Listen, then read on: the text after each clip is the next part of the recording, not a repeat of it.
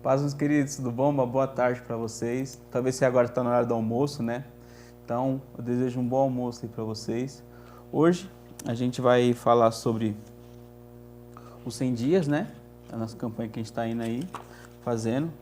E hoje é o dia 61 da nossa campanha, que traz aqui como título Tirando uma Vigília da Noite em Oração, né? Mas antes de começar aqui, vendo o que o livro nos traz, vamos pegar aqui o versículo que ele deixa aqui em cima pra gente, né? Tá em Deuteronômio 28:12, que diz assim: O Senhor te abrirá o seu bom tesouro, o céu, para abençoar toda a obra das tuas mãos, e emprestarás a muitas nações, porém tu não tomarás emprestado. É legal essa ideia, né? Porque emprestará para outras nações, mas tu não tomarás emprestado.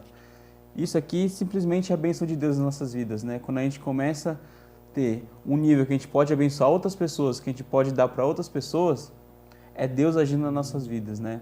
Glória a Deus. Ó, voltando aqui, o nosso tema de hoje é tirando uma vigília da noite em oração. Aí eu queria trazer primeiro essa partezinha que fala sobre vigília, né? O que é vigília? A gente muitas vezes pega aqui umas palavras e a gente não entende. Eu gosto muito de ficar trazendo o significado do dicionário, do próprio Google, para a gente conseguir familiarizar isso melhor na nossa cabeça, né? Então o que é vigília? Eu peguei aqui do Google e vigília tá aqui, ó, condição de quem está desperto ou acordado, né? Ou vigilância. Ó, ele dá outra aqui, estado de quem vela permanece acordado, estado de quem está privado de sono. Então aqui, né, que ele fala aqui, tirando uma vigília da noite em oração. Então essa vigília que ele traz, ele se encaixa muito nesse último aqui, que é privado de sono, né? Que é o que? A pessoa que não está descansando, ela está acordada nesse momento.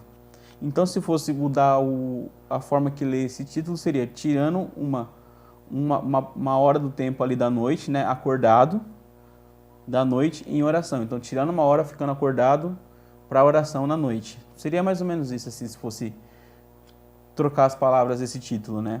E ele já começa dando o exemplo de Jesus, que fala aqui, ó.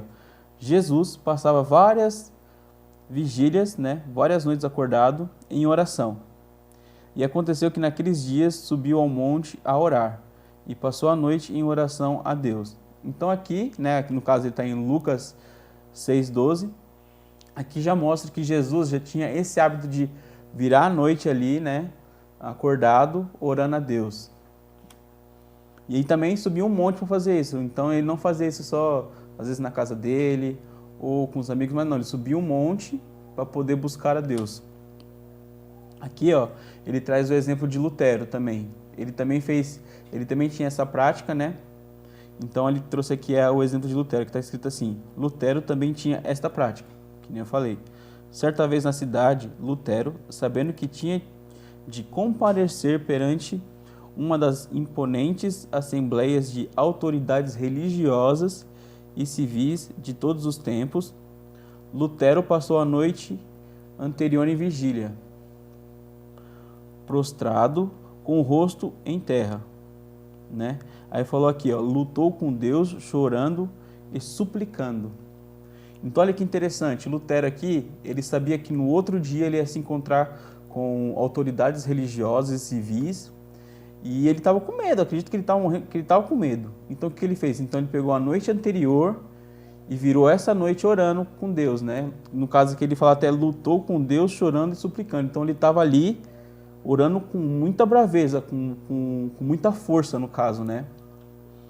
E aqui, ó, ele traz um outro exemplo aqui, que no caso foi uma fala de Rick Runner, né? Rick Runner, acho que é assim que fala, que diz: Satanás tenta limitar a sua oração, porque ele sabe que a sua oração vai limitá-lo. Então olha só que legal, ele traz aqui, antes ele trouxe aqui algumas pessoas, né? Ele falou de Jesus que fazia a vigília orando de noite, trouxe Lutero aqui também que fez, e logo depois ele traz essa frase aqui, né? Que é muito interessante, que fala que Satanás tenta limitar sua oração porque ele sabe que a sua oração vai limitá-lo. Então olha a importância que a gente tem que orar, né? A gente tem que orar porque isso atinge diretamente a Satanás. A nossa oração, meio que enfraquece Satanás se for seguir essa ideia. Então o que Satanás faz? Ele tenta sempre nos distrair para poder a gente não orar, né? Para a gente não se conectar com Deus.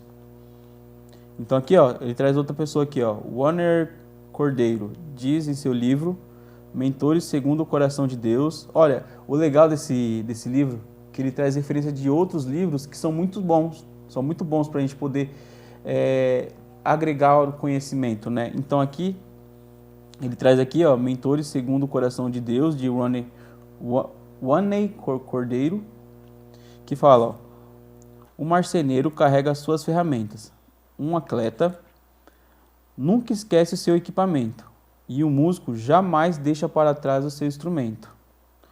Aí, logo depois ele fala aqui, ó, o cristão deve levar consigo Bíblia, caneta, diário, plano de leitura bíblica e agenda de compromissos e muita oração. Então, o que ele traz aqui para a gente a ideia, né? Que pessoas que trabalham, né, no caso funcionários, trabalhadores ali, músicos, atletas, eles têm suas ferramentas de trabalho, né? O atleta, vamos supor, um corredor, ele tem sua ferramenta de trabalho que seria um sapato, talvez uma bermuda específica para poder correr, um músico, né, uma pessoa que toca violão, ele tem o violão, que é o instrumento. Então ele precisa dessas ferramentas para poder conseguir exercer a sua função ali, né? Exercer o seu trabalho, exercer o seu esporte, né? Ou a sua arte. Então, o que ele traz aqui? Que essas pessoas, elas não podem esquecer esses equipamentos, elas não podem esquecer essas ferramentas. Porque muitas vezes a pessoa sem essa ferramenta, ela não consegue fazer o trabalho dela. Então, a ideia que ele traz aqui pra gente é que o cristão ele tem que ter a Bíblia, né? A ferramenta do cristão é a Bíblia, uma caneta, um diário, plano de leitura bíblica, agenda de compromissos e muita oração, né? Então, essas são as ferramentas do cristão. Por quê? Porque a Bíblia tem que buscar ali a Deus, tem que ler a palavra de Deus para poder se encher, a caneta para poder anotar, né? No caso do diário ali, o plano de leitura dele para ele não fugir, né? do dever dele de ler a Bíblia, a agenda de compromissos dele ali, e a oração que foi falada aqui, que é o que enfraquece o inimigo, né? O que enfraquece o diabo, no caso. Aí, continuando, ele fala aqui, ó, quando você se retirar, leve esses itens com você. Comece aumentando o seu tempo em oração e jejum. Então, aqui ele já fala, comece aumentando o seu tempo em oração e jejum, né? É o mesmo que escalar uma montanha A cada escalada, avance mais. Então, o que ele traz aqui? A ideia é de quê? Que não vai ser uma coisa que a gente vai conseguir de uma hora para outra. Então, a gente vai pouquinho em pouquinho, de passo em passo, a gente vai chegando no nosso objetivo, né? Aqui, ó, John Maxwell diz, em seu livro, você faz a diferença que, quando você quiser algo que nunca teve, terá de fazer. Para conquistar isso, algo que você fez. Isso significa mudar, né? Aí ele já traz aqui pra gente, ó, está disposto a mudar com o auxílio do Espírito Santo? É o seu ponto de partida e o ponto da chegada. Ele irá com você até o fim. Então, qual que é a ideia que ele traz aqui? Que o primeiro hábito que a gente tem que ter, o primeiro pensamento que a gente tem que ter é de mudança, né? Se a gente não pensar nisso, a gente não consegue fazer. Então, ele já traz aqui pra gente que o Espírito Santo vai estar com a gente no começo da jornada até o final dela. Então, a gente vai conseguir porque o Espírito Santo está ali para nos ajudar. E logo em seguida, ele já traz aqui uma frase de Max Lucado, que diz assim, Deus o ama como você é, mas ele se recusa a deixá-lo assim. Ele deseja torná-lo semelhante a Jesus, né? É muito forte isso, né?